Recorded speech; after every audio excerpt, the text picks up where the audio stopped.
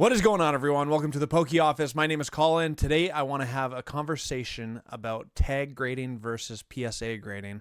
I recently just got back a submission from both companies, and I think there's some pros and cons, and I'm going to give you my honest takes on the matter. So here's my scorecard that we're going to talk about, like kind of one step at a time.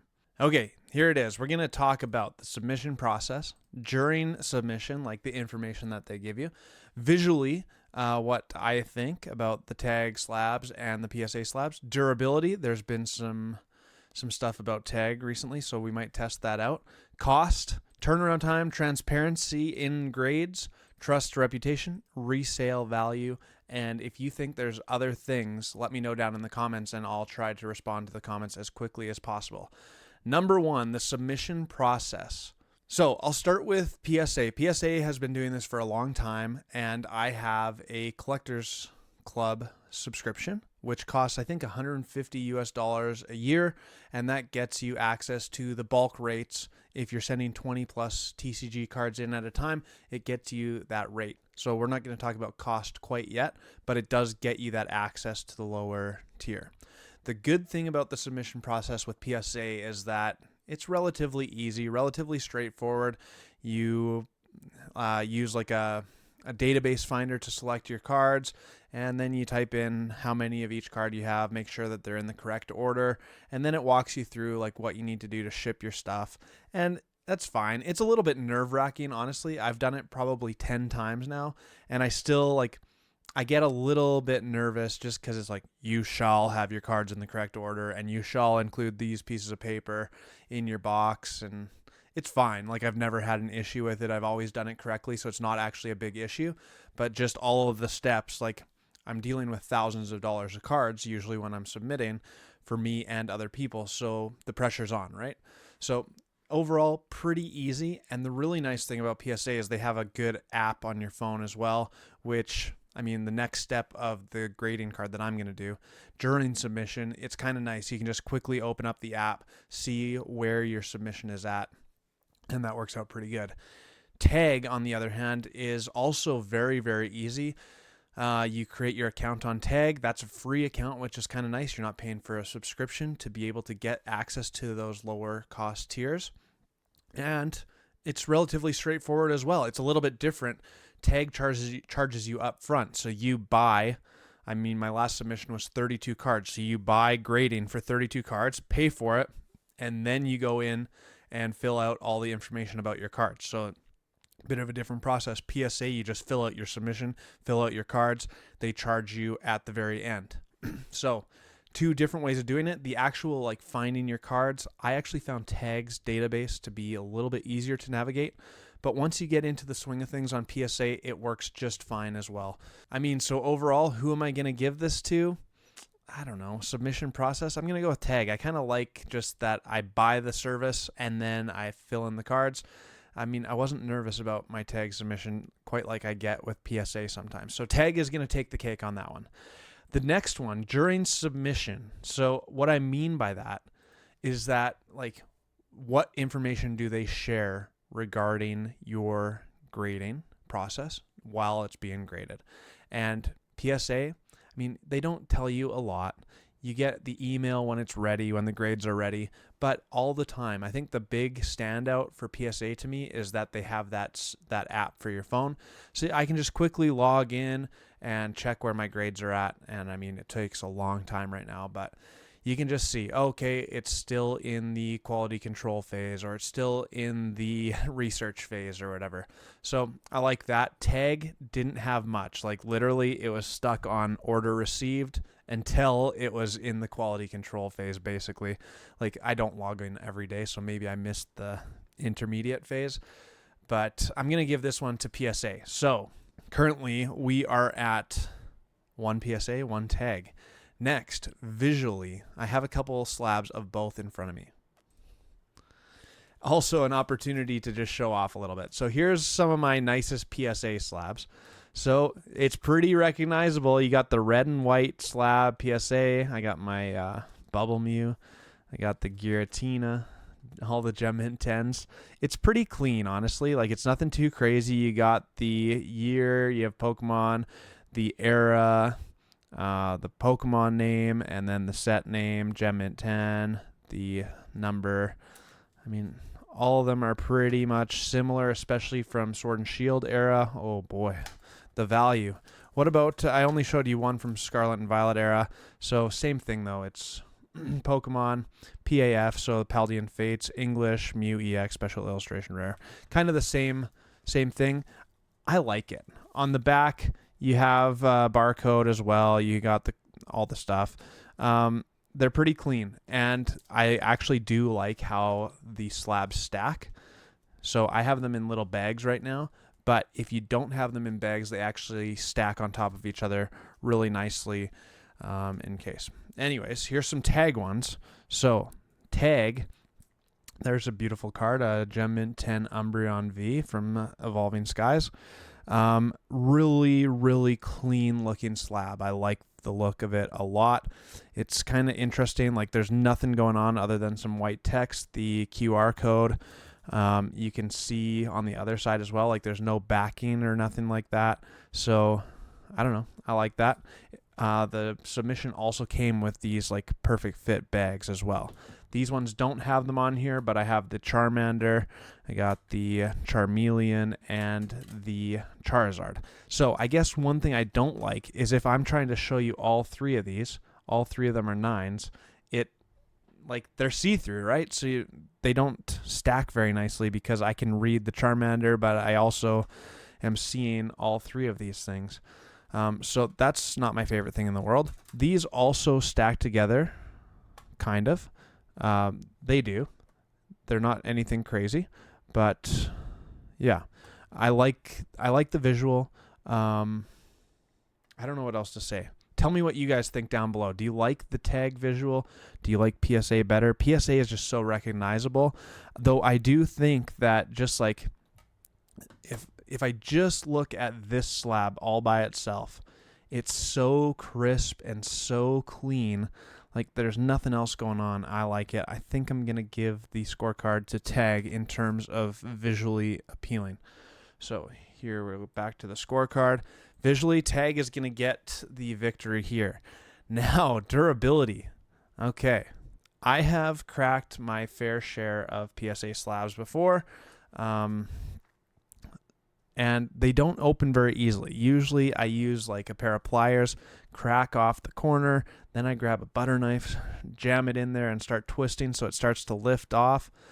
It's pretty, like it's not hard to get the card out, but you're definitely, I mean, I don't have the skills to get a card out of here without ruining the slab. So maybe some people do, but they're pretty durable, I think. I treat my cards pretty nicely, so it's not like I'm smashing them on the ground and whatnot. But that being said, I've seen the rumor mills that tag slabs are not very durable. And I don't know. Like, I actually have one that we can maybe test out, so let me go grab that. All right, here's another one. It's a Poliwhirl from 151, only a near mint 8. So I've actually never watched because I don't really care, but apparently like these are pretty flimsy. I don't know, like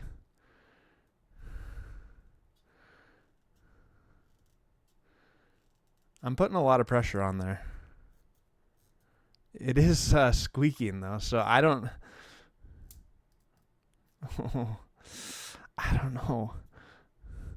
I don't know if I want to actually break it and make a big mess, but I could probably break this thing with my hands. But to be fair, I feel like I could break one of these. I'm not going to try and break my PSA 10 Gem Mint 10 of the Mew, but I feel like if I'm just like reefing on this, I could probably snap it as well. I don't know for sure, but I don't know. You guys can let me know what you think. I think durability, probably give it to PSA. These feel more fragile because they feel more glass. Like this feels like just a firm plastic. This one, this might be a nonsense take, but this just feels, I think it's just because it's so sleek. Like there's nothing to it. It's just see-through, and that makes it feel more breakable. So I think I'm going to have to give it to PSA on the durability test. But I really don't have all that much to say about that, to be honest with you. I don't know. I was kind of hoping that the tag one would snap in half really easily, but I was putting a lot of pressure on it, and it didn't do it. So maybe they fixed it. I'm not 100% sure. Anyways, cost. We're getting into the kind of nitty-gritty stuff. So cost, turnaround time, transparency, trust, reputation, resale value, and then we'll end the video. And you guys just feel free. I am really looking forward to your comments on this one if there's anything good to say. Cost. Okay, let's take a look here. Tag grading. On their grading site, so they have 3 different options. They have a verify, which isn't even giving it a grade. It's just authenticating that it actually is a card, like it's not a fake, which I don't even consider grading. Grading, just regular grading, the standard 20-day turnaround, it was not a 20-day turnaround, but $15 per card, US dollars. And that comes with a 20 business day turnaround, no upcharge. That's what's really, really nice, the no upcharge, which we'll talk about for PSA in a minute. Gives you authentication, gives you a grade from 1 to 10, and then it still gives you the reports and all the stuff. Images, tag card vision, centering metrics, defect identification, which is pretty cool. It encases it all in their tag slab and gives you rank by chronology, rank by grade, but it doesn't give you rank by score. Okay, so that is the upper echelon of tag. If you want just a faster turnaround time, this is 3 to 5 business days, and it doubles the price, $30 for, but this is still just the grading scale of 1 to 10. It's not anything different. You still don't get the rank by score, unfortunately. If you come up to score, this is where it gets pretty juicy, and I haven't done this yet just because I haven't had the right cards to really try this out. But $35 US per card for the 20-day turnaround. This has actually changed recently because for a while this was unavailable. They were like selling out of the scoring grades. But this gets you not only authentication, a 1 through 10 grade, but it also gives you the 1,000-point scale. And that's going to be the number that's inside of the QR code on the slab, which is really, really cool. I do think that this full dig report, like, if we just go back here for a second, dings. The full dig report is much more in-depth, so it's telling you everything there is to know about the card. So you get a better report, which is kind of cool, and you get the rank by score, which is really, really cool. You can see exactly, out of all of the same card that has been graded, you can see exactly how good yours is based on a rank. So like if you have the top card, or that you have the top Charizard EX from 151, it'll be rank number 1. Like, it's really, really cool. I really, really like that. Then, of course, if you want the priority 3 to 5 days, also gives you up to $2,500 per card of insurance, but that's going to cost you $75 US. This has changed recently. Like, they're really changing because tag is really taking off lately. Okay, on the other hand, PSA pricing. So this is where you have to have a subscription. You have to have the Collectors Club subscription to get access to TCG bulk. That's $18.99, which has also gone up quite recently. It was $14.99 and sometimes sales for $13.99, but it's just been so busy lately that they raised their prices. And value bulk, that gets you more insurance on your cards, and that's $20, which, yeah, okay. This is actually surprising to me because it was $14.99 very short time ago. But the thing that we need to talk about is the fact that PSA can upcharge you based on the value of your card after it's graded. And I really, really don't like that very much. I think it's kind of scammy personally, because what does it matter to them what grade they give their card? It's just a money grab. That's what it feels like to me. And I get it. They say it's for insurance purposes. Like, if your card's worth $1,000, we're going to upcharge you so that you have insurance on it. But I mean, as a consumer, you give me the option to put insurance on it. Like, I can pay for a value or a value max or a regular submission, which gives more insurance. It costs more money through PSA, but it gives more insurance. And I think I'm taking the decision to not take that. So if the card gets ruined or the card gets lost, like, that's on me, because I just don't buy that PSA is going to fully insure my card if they wreck it. before it gets the gem mint 10 or something like that, and then pay me out more than the insurance that I bought anyways. So the fact that they're upcharging me just based on the value after it's graded, I think really, really sucks. I don't like that at all. It's happened to me lots. Early on in my PSA journey, I snuck through quite a few cards that didn't get upcharged, and lately, any card that needs to be upcharged will be upcharged. So basically what happens is once the grades are ready, someone from PSA sends me an email saying like, hey, you need to confirm this because you have some new charges that you need to confirm. And it gives you a whole list, an invoice basically of how much each card costs. And sometimes they go up to $19.99. Sometimes they went up to $59.99. What was it? Yeah, someone in my last PSA submission had the Mew EX from Paldean Fates, the Bubble Mew, and it got upcharged to $59.99 per, which, I mean, come on. It's just silly. Anyways, it is what it is. That's just, that's the way PSA works. Tag, no upcharges. They're very flat fees. PSA, you just should expect that you're going to get upcharged if you have a card that's worth more than the $200 max insurance on the TCG bulk. That just is what it is. So I'm going to have to give the scorecard, I'm going to have to give Tag the victory on this one for cost. I like the fact that it's just a flat fee. I know exactly what I'm paying. They take my payment up front. I talked about that a little bit earlier, but they take the payment right up front rather than at the end. So I know exactly what's happening. I've already paid for them to ship it back to my house. I've already paid for the grading fee. I've paid for everything. Okay? Everything is good. I like Tag's model a lot better. In terms of, like, since I'm Canadian, I'll just quickly speak about this for a second. Both cost me, like, I put a lot of insurance on my UPS packages to PSA or to Tag. So shipping there usually costs me anywhere from like $50 to $60, and then we have to pay tax and duties on the way back across the border. So PSA charged me $75 US dollars to ship back, plus I usually have to pay anywhere from 100 to 150 Canadian dollars for the duties and taxes.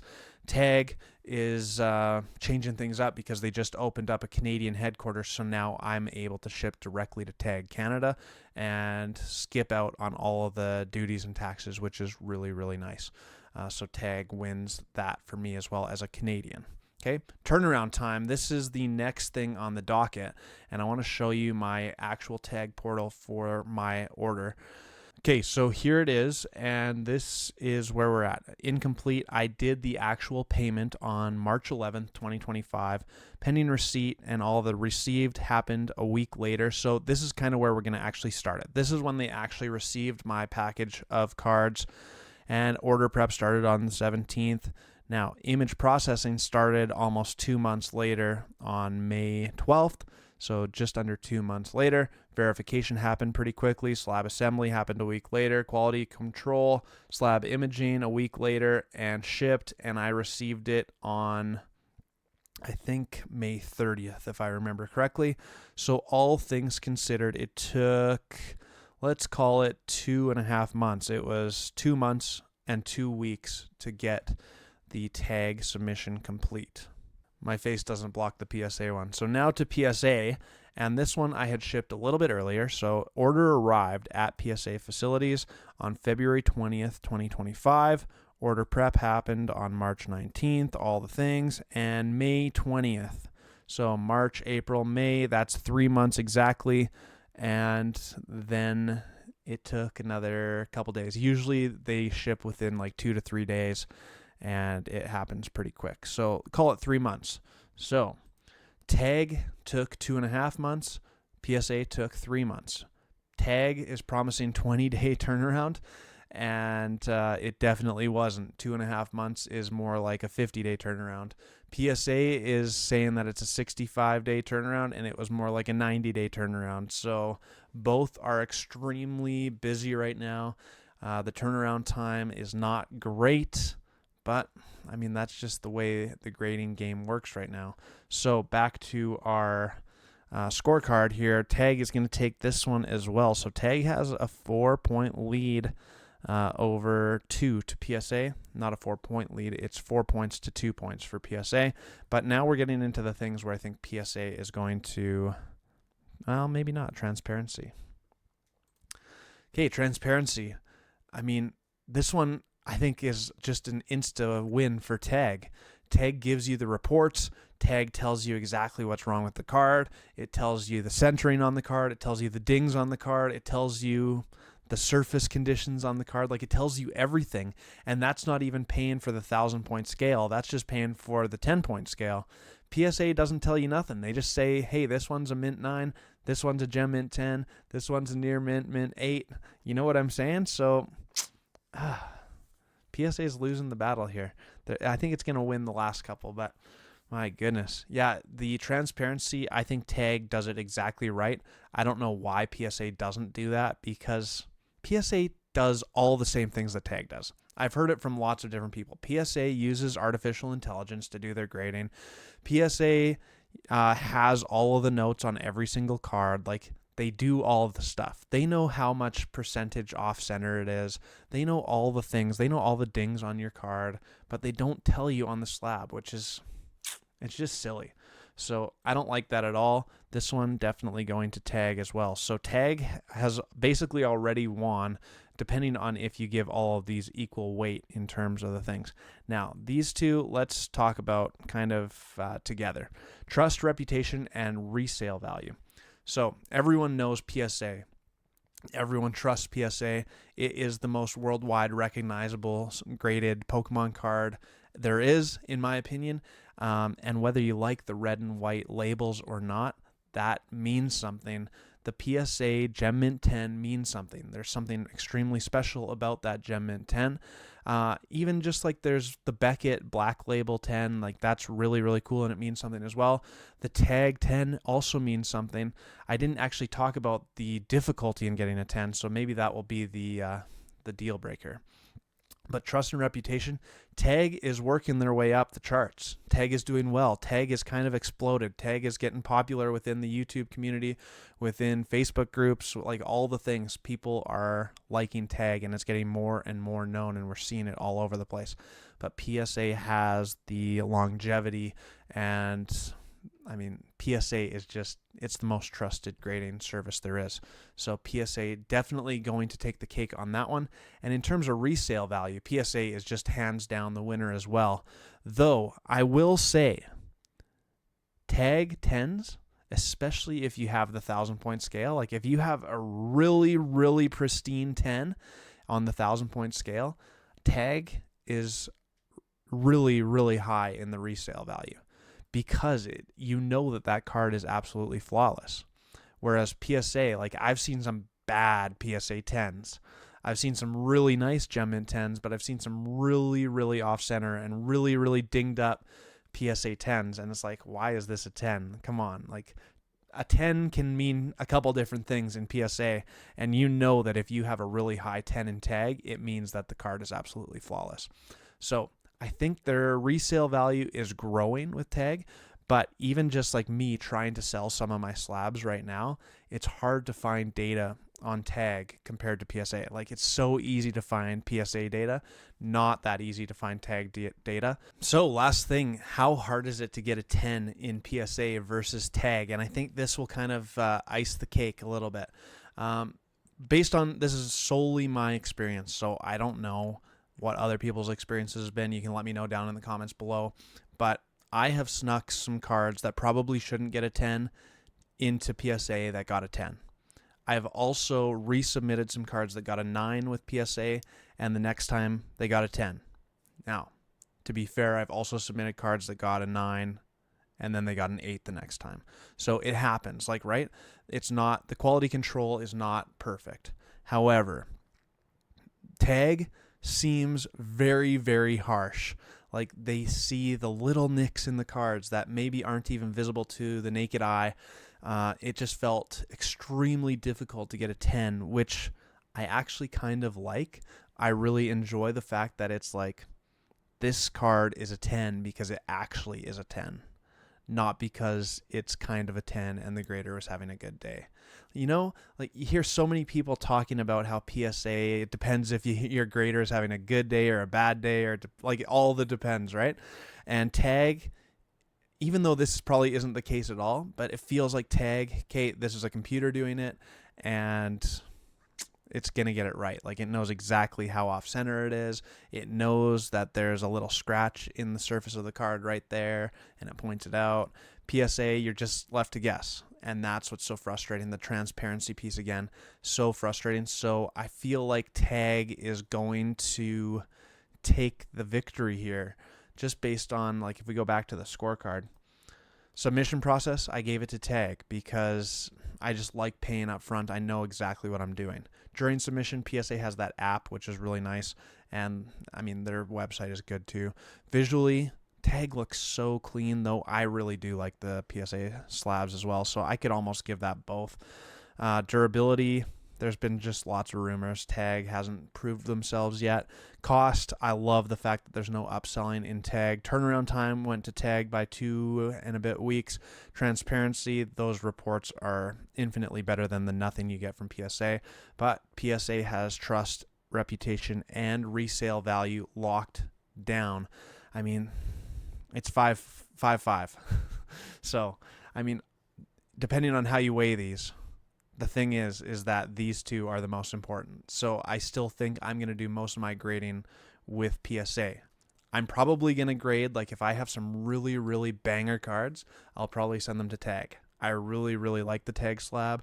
I like a lot of what tag stands for, but PSA, if I'm just going for the resale value, that's going to take the cake.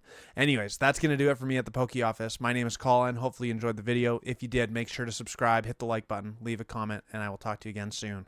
Peace!